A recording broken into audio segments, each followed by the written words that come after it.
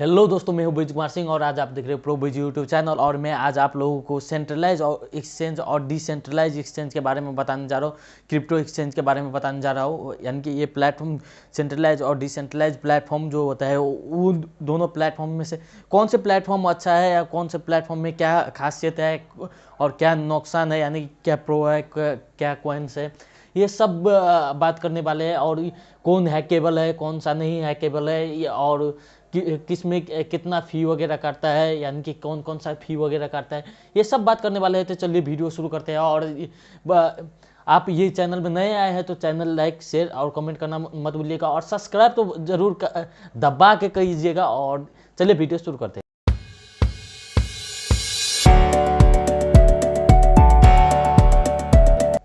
दोस्तों, सबसे पहले हम लोगों को सेंट्रलाइज और डिसेंट्रलाइज क्रिप्टो एक्सचेंज के बारे में जान लेना बहुत ज़्यादा ज़रूरी हो जाता है, क्योंकि कोई भी यानी कि इसके बारे में नहीं जानेंगे तो आगे का वीडियो जो है आपको समझ में नहीं आएगा।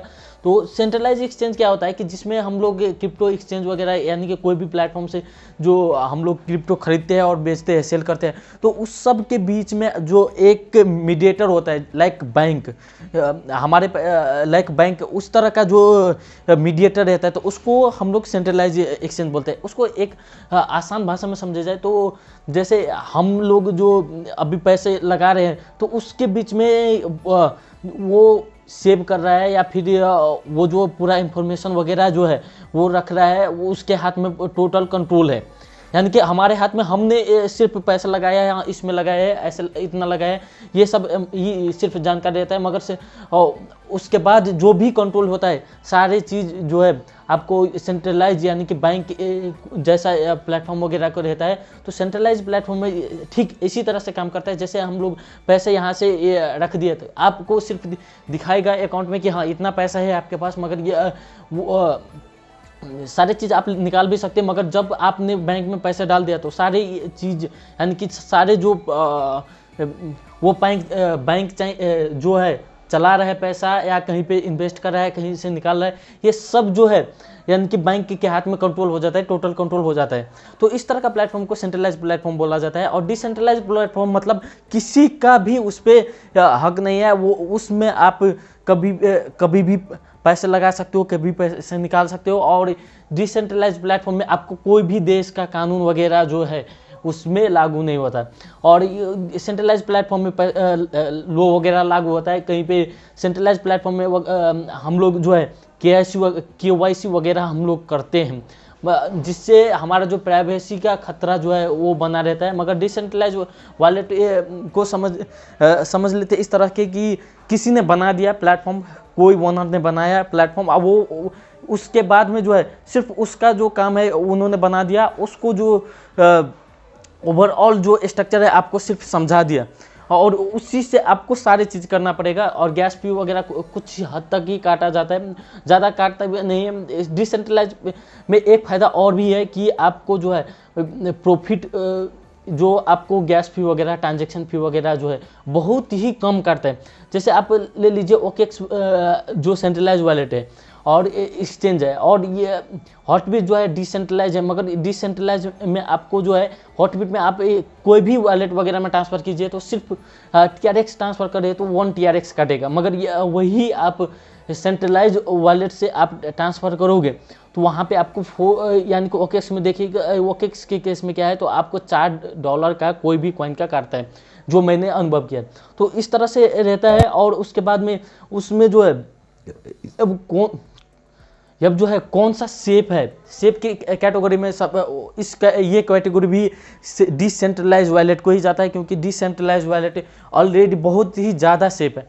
अब डिसेंट्रलाइज वॉलेट में क्या है कि आपको जो प्राइवेसी की दिया जाता है, जैसे हम लोग ट्रस्ट वॉलेट वगैरह में लॉगिन करते समय प्राइवेसी की वगैरह दिया जाता है, तो वो प्राइवेसी की हम लोगों को दिया जाता है। मगर वही सेंट्रलाइज वॉलेट में आपको प्राइवेसी की नहीं दिया जाता। प्राइवेसी की जो है वो डायरेक्ट आपको जैसे बाइनेंस में करेंगे तो बाइनेंस के पास रहेगा प्राइवेसी की, मगर यही सेंट्रलाइज वॉलेट में डिसेंट्रलाइज वॉलेट में आपको प्राइवेसी की दिया जाता है। प्राइवेसी की से आप जब तक आपके पास प्राइवेसी की है तब तक कोई भी यानी कि हैकेबल नहीं है।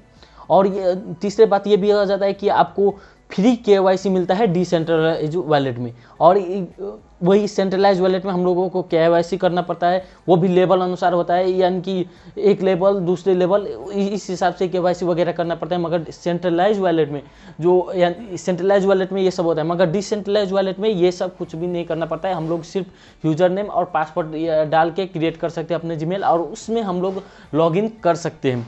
और इसी तरह से जो है अब थोड़ा सा डिसेंट्रलाइज वॉलेट का कॉन्स क्या है, तो डिसेंट्रलाइज वॉलेट जो है आपको उसमें ट्रेड वॉल्यूम जो है बहुत ही कम देखने को मिलता है सेंट्रलाइज वॉलेट के तरीके यानी कि तुलना में।